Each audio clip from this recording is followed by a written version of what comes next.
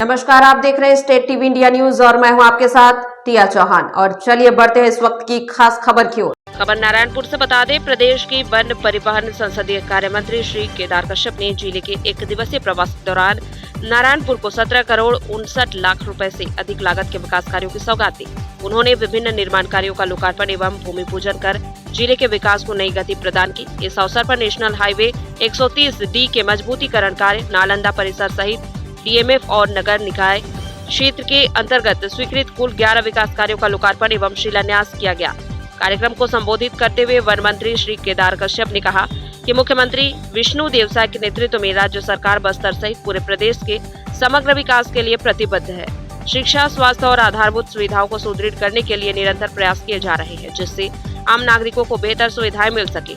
उन्होंने कहा कि नालंदा परिसर के निर्माण से जिले के विद्यार्थियों को अध्ययन के लिए बेहतर वातावरण मिलेगा और अबुझमाड़ सहित नारायणपुर के बच्चे भी उच्च शिक्षा के क्षेत्र में आगे बढ़कर इंजीनियर, डॉक्टर एवं शासकीय सेवाओं में स्थान प्राप्त कर सकेंगे।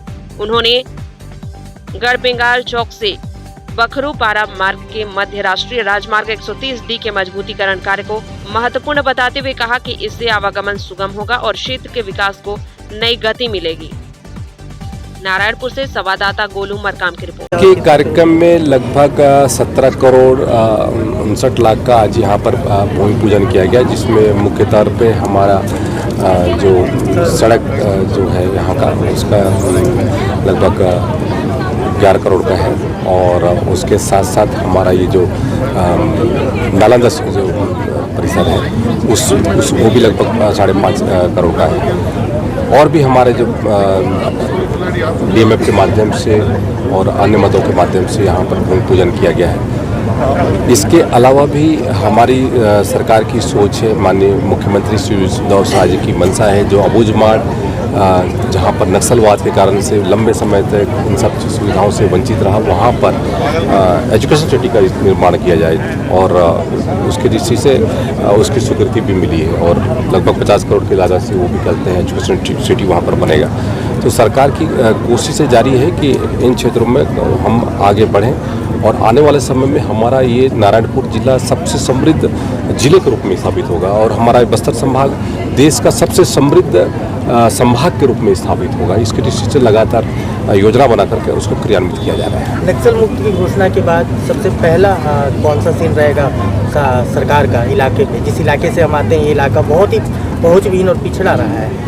इन इलाकों पे किस तरीके देखिए, उन क्षेत्रों में पहली बात तो वहाँ पर हमने सड़कों के निर्माण की गति प्रारंभ की है और उसके साथ साथ मैंने पहले कहा कि एजुकेशन सिटी वहाँ पर हम बना करके दे रहे हैं। उसके साथ हमारे क्लस्टर पे जो हमारे वहाँ पर स्वास्थ्य केंद्र हैं या फिर हमारे हाई स्कूल या हाई सेकेंडरी स्कूल भवन और उसमें सारे उस सुविधाएं जो कहते हैं जिनसे वो वंचित रहे हैं उनको हमको प्राथमिकता में पहुँचाने की कोशिश करना है। उसके साथ साथ हम आर्थिक दृष्टि से भी उनको हम मजबूत करें। उसके दृष्टि से जितनी भी सरकार की योजना है उस योजनाओं का बेहतर तरीके से हम क्रियान्वयन और जितने भी लाभार्थी योजना है उस लाभार्थी योजना के तहत में उनको हम सीधा लाभ देने का काम करें और हमारा जो मंशा है उसके तहत में अभी हमारे यहाँ पर लगभग अबुझमाड़ का क्षेत्र में लगभग 10 नए फंड की शुरुआत की है और भी ऐसे जो कार्य हैं जिसके माध्यम से हम बांस का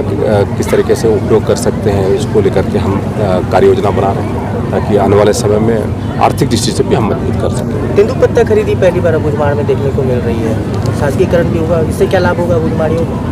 बिल्कुल, पहले तो उन क्षेत्रों पर कहते तेंदुपत्ता की तोड़ाई ही नहीं हो पाती थी और नक्सलवाद के कारण से उन क्षेत्रों में लोगों को आर्थिक दृष्टि से जिस तरीके से जो नक्सलियों ने नाकेबंदी करके रखी थी उसके कारण से वो चाहे लघु वनोपज हो, चाहे तेंदुपत्ता की बात हो या फिर उनको शिक्षा की बात हो या चिकित्सा की बात हो, हर दृष्टि से उनको वंचित होना पड़ता था। लेकिन अब उन क्षेत्र के लोगों को भी सारे के सारे चीज़ों का लाभ मिलेगा।